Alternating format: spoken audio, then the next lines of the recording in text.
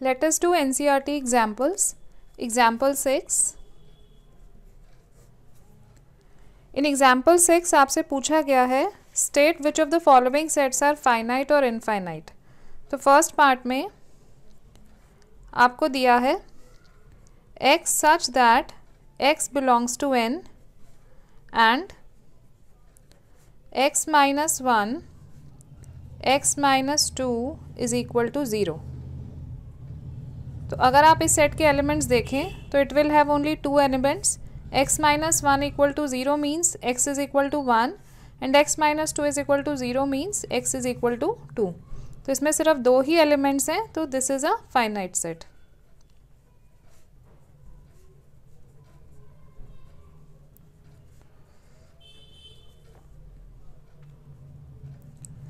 Second part में x such that x belongs to n and x square is equal to 4.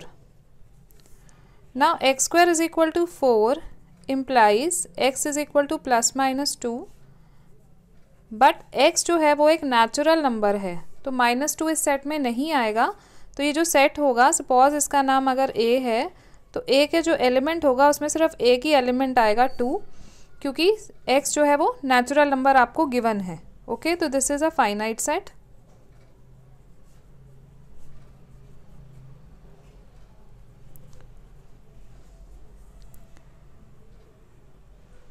Third part में x such that x belongs to n and 2x minus 1 is equal to 0. 2x minus 1 equal to 0 implies 2x is equal to 1 which implies x is equal to half. तो यहाँ x की value half आ रही है, तो half natural number नहीं है, तो इस सेट में कोई भी एलिमेंट प्रेजेंट नहीं होगा. तो ये अगर आपका सेट का नाम अगर b हो, तो ये जो सेट b है ये फाई है, क्योंकि इसमें कोई भी एलिमेंट नहीं है, ये नल सेट है. नल सेट भी फाइनाइट होता है, तो it is a finite set.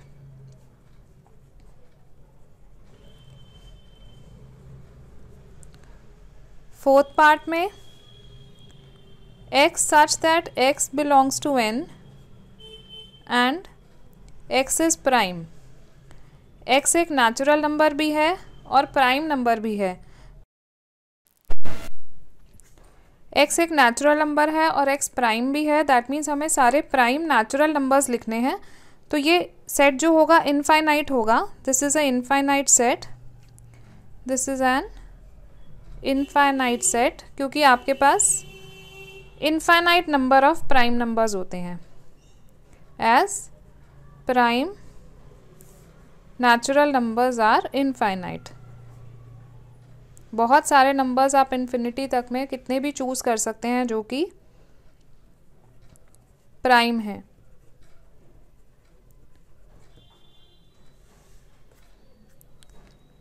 Fifth part में आपको दिया है x such that x belongs to n and x is odd. Meaning x एक नेचुरल नंबर भी है और x ऑड नंबर भी है. तो as there are infinite number of odd numbers,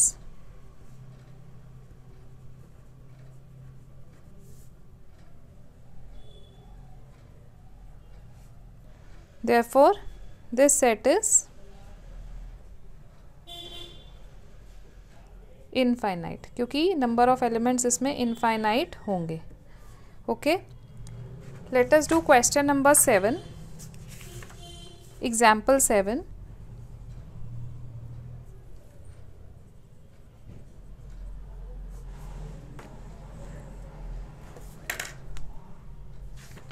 in example 7 आपको पूछा गया है कि कौन कौन से सेट, जो भी आपको सेट्स गिवन हैं उसमें से इक्वल सेट्स हैं.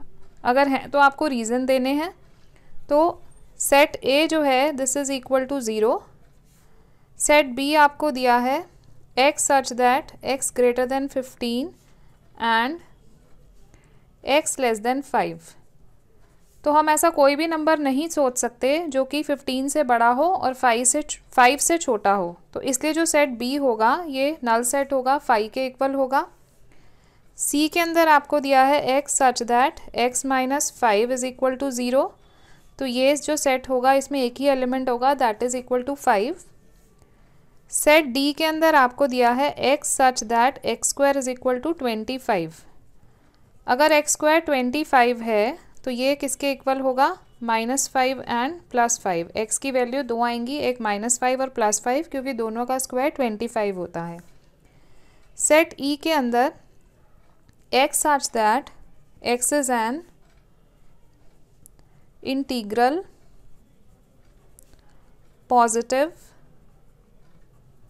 root of the equation x square minus 2x minus 15 equal to 0। First of all हमें ये इक्वेशन सॉल्व करनी पड़ेगी। This is a quadratic equation, तो इसके मिडल टर्म स्प्लिटिंग से हम इसके फैक्टर्स बनाएंगे।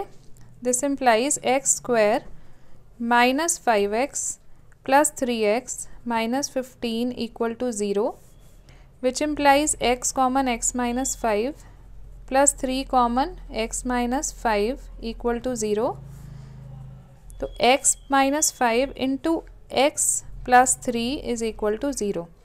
सो this gives you x equal to 5 comma minus 3, या तो x 5 के इक्वल होगा या माइनस 3 के इक्वल होगा, बट आपको सिर्फ इंटीग्रल पॉजिटिव रूट लिखना है। तो सेट E के अंदर सिर्फ आपके पास एक ही मेंबर आएगा जो कि 5 के इक्वल होगा। अब हमें चेक करना है कि कौन कौन से सेट इक्वल हैं। तो आप देख सकते हो कि A में 0 प्रेजेंट है, लेकिन B में एक भी एलिमेंट नहीं है, यानी कि 0 इसमें भी नहीं है, 0 इसमें भी नहीं है, 0 इसमें भी नहीं है और इसमें भी नहीं है, यानी कि A सेट किसी भी सेट के इक्वल नहीं है। ओके, तो हम कैसे लिखेंगे कि 0 जो है this belongs to A and 0 does not belong to set B, C, D and E। इनमें से किसी भी सेट में 0 प्रेजेंट नहीं है, तो therefore A is not equal to B, A is not equal to C, A is not equal to D and A is not equal to E। A इनमें से किसी के भी इक्वल नहीं होगा। ओके, अब B सेट जो है वो 5 है और बाकी कोई भी सेट नल सेट नहीं है, इसलिए as B is a null set,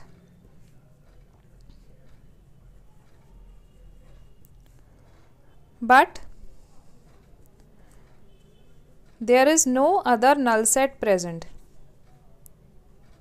There is no other null set given in the question.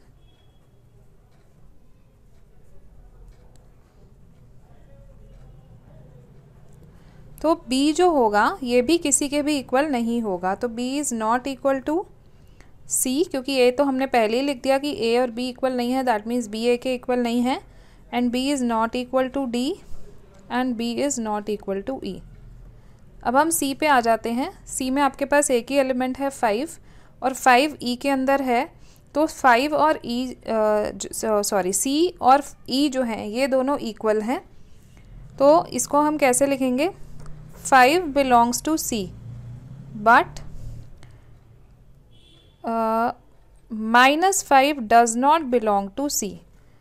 इसके अंदर -5 है बट C के अंदर सिर्फ 5 है, D के अंदर आपके पास -5 है, C में सिर्फ 5 है, तो C जो है वो D के इक्वल नहीं है, बट E के अंदर 5 जो है वो E के अंदर भी प्रेजेंट है, बट 5 बिलोंग्स टू E।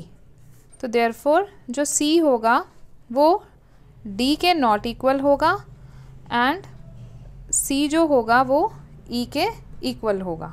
ठीक है, तो अब यहाँ से हम D को देख लेते हैं। D में -5 है बट E के अंदर सिर्फ 5 है, so -5 belongs to D but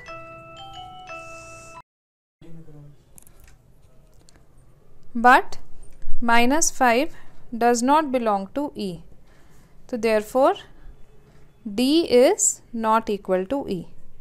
तो इस तरीके से ये क्वेश्चन भी हमारा एग्जाम्पल 7 यहाँ ख़त्म होता है।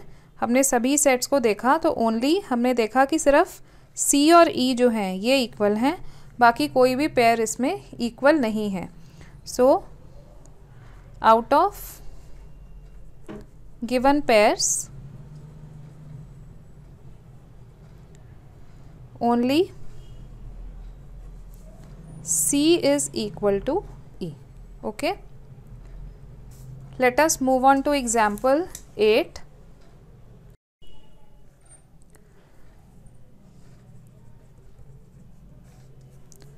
In example 8 आपसे पूछा गया है which of the following pair of sets are equal, justify your answer.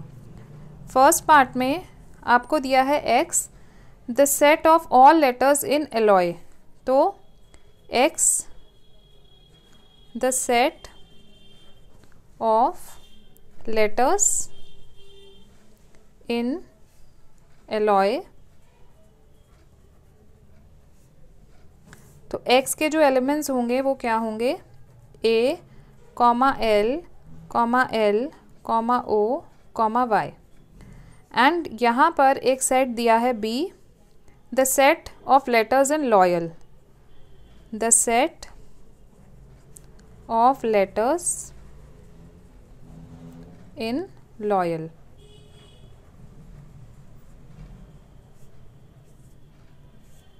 तो B के जो एलिमेंट्स होंगे, यहाँ पर हम ओके यहाँ पर हमने एक L एक्स्ट्रा लिख दिया है, तो बट इट हार्डली मैटर्स, मतलब हम लिखें या ना लिखें इससे फ़र्क नहीं पड़ता. तो यहाँ पर जब मैं इसके एलिमेंट्स लिखूँगी, I will write L, O, Y, A. क्योंकि मैंने यहाँ एक्स्ट्रा लिखा है तो I can write here also. L दोबारा से मैं लिख सकती हूँ, अदरवाइज़ आप दोनों में ही स्किप कर सकते हैं. तो आप यहाँ से देख सकते हैं कि नंबर ऑफ़ एलिमेंट्स भी इन सेट्स में इक्वल हैं और एलिमेंट्स भी दोनों सेट्स के सेम हैं. तो यहाँ पर n of x is equal to n of b, number of elements भी सेम है and elements of x and b are also same. Therefore set x जो होगा वो सेट b के इक्वल होगा. This is the first part.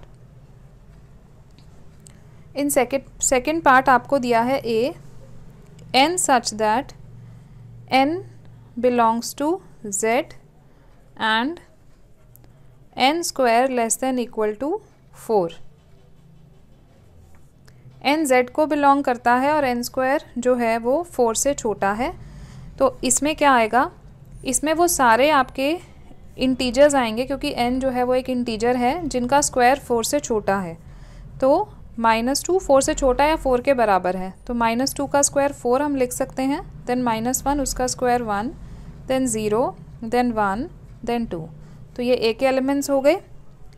b में आपको दिया है x such that x belongs to R and x square minus 3x plus 2 equal to 0. That means x एक रियल नंबर है और इस इक्वेशन का सॉल्यूशन है. तो पहले हम इस इक्वेशन का सॉल्यूशन निकालते हैं. x square minus 3x plus 2 equal to 0. This implies x square minus 2x minus x plus 2 equal to 0. Which implies x common, x minus 2 and then -1 common, x minus 2 equal to 0. This implies x minus 1 into x minus 2 equal to 0, which gives x is equal to 1 और 2, या 1 हो सकता है या 2 हो सकता है. तो b में जो एलिमेंट्स प्रेजेंट होंगे ये 1, 2 होंगे. तो आप इन दोनों सेट्स को देख सकते हैं, इनका ऑर्डर भी इक्वल नहीं है और ना ही इनके एलिमेंट्स जो हैं वो सेम हैं, क्योंकि यहाँ पे आप किसी एक एलिमेंट से आप प्रूव कर सकते हैं. जैसे 0 जो है this belongs to a, but 0 does not belong to b. आप कोई भी एलिमेंट और ले सकते हैं, लाइक -2 भी ले सकते हैं कि -2 belongs to a but -2 does not belong to b. तो therefore a is not equal to b, because आपकी कंडीशन है कि जो भी एलिमेंट a में प्रेजेंट है वो b में प्रेजेंट होने चाहिए. ओके, तो ये एग्जाम्पल्स हो गए. In next video I will show you how will we solve exercise 1.2.